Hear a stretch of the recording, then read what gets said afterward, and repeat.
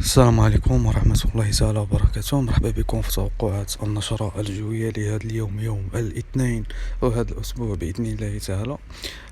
كما كنلاحظوا في التساقطات المطرية لا زالت تمطر بإذن الله في المناطق المغربية، وهذه هي المناطق اللي كتعرف تساقطات مطرية. عندك المناطق الداخلية والمناطق الغربية للمملكة. المناطق الداخلية كمدينة تاونات، مدينة إسكان، مدينة وزان، كذلك مدينة شفشاون. أما المناطق الغربية عندك مدينة طنجة، مدينة أصيلة والعرايش، وبعض الزخات المطرية تعرفها مدينة القنيطرة، وكذلك الرباط والدار البيضاء. أما التساقطات المطرية اللي كتساقط حاليا وبكثرة فهي مدينة الجديدة ومدينة سيدي النور، مدينة أسافي ومدينة الصويرة والمناطق المجاورة لها. أما المناطق الوسطى للمملكة والمناطق الجنوبية فغادي تعرف الطقس اللي غيكون طقس مشمس وصحو. أما خلال الساعات القادمة بإذن الله فالتساقطات غادي تعمق في المناطق الداخلية وكذلك المناطق الغربية، وغادي تشمل كذلك مدينة وزان، مدينة شفشاون، وكذلك مدينة تطوان، كذلك مدينة مدينة سطاس خريبكا، ومدينة بنقرير، وكذلك مدينة إنتانونت قرب مدينة شيشاوة والمناطق المجاورة لمدينة مراكش. أما المناطق الوسطى والمناطق الجنوبية فغادي تعرف تساقطات بعض الزخات المطرية في مدينة طرفاية. تقد تقد تكون هذه التساقطات منعدمة نوعا ما. أما المناطق القصوى الجنوبية فتعرف الطقس غيكون عادي ومستقر بإذن الله تعالى. غادي نمشيو نشوفوا خلال الساعات القادمة وهذه الليلة وكذلك يوم الغد. كما كنلاحظوا في التساقطات غادي تدخل المناطق الداخلية وغادي تشمل كذلك مدينة مراكش ومدينة فاس ومكناس والمناطق المجاورة لهم. وهي كذلك هاد التساقطات هذه فغادي تعرف واحد كما كنلاحظوا واحد الكتلة سحابية قادمة من المحيط اللي غادي تعطينا طقس اللي غيكون طقس ممطر بإذن الله يوم الخميس بإذن الله تعالى. وهاد التساقطات فغادي تكون تساقطات مطرية مهمة وغادي تشمل كذلك المناطق الجنوبية كمدينة أكادير، تيزنيس، كلميم وطنطان وكذلك طرفاية.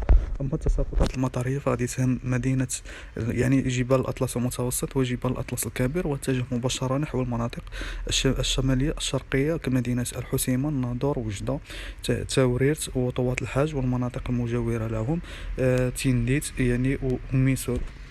أما المناطق القصوى الشرقية كالرشيدية و زاكورا فغادي تعرف أجواء مستقرة ومشمسة بإذن الله تعالى.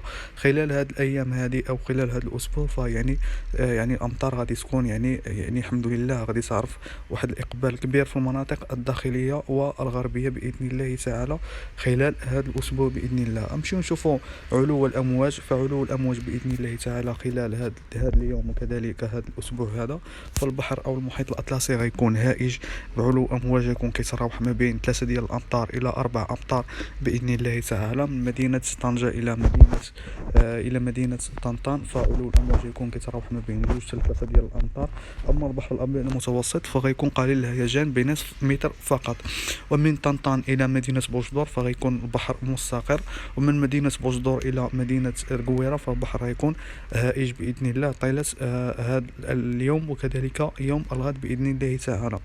غنمشيو نشوفوا بإذن الله جودة الهواء في المدن المغربية. فجودة الهواء خلال هذا اليوم فالأجواء أو جودة الهواء غادي تكون غير صحية في المناطق أو المدن الكبرى كالمناطق الشمالية الشرقية والمناطق الغربية وكذلك الداخلية. أما المناطق الجنوبية فجودة الهواء فيها غادي تكون جودة صحية وممتازة. ما بغيتش نطول الفيديو بزاف، نشوفكم في توقعات جداد في بث مباشر اللي نقد نديرو هذه العشية هذه أو هذا المساء بإذن الله. مهم كنعتذر على الناس حيت غيبت عليكم البارح، ما هدرتش البارح والبارح نظرا للظروف، ولكن كنوعدكم إن شاء الله الرحمن الرحيم مازال جاي الجديد. نشوفكم في توقعات جداد. دمتم في أمان الله ورعايته. إلى اللقاء.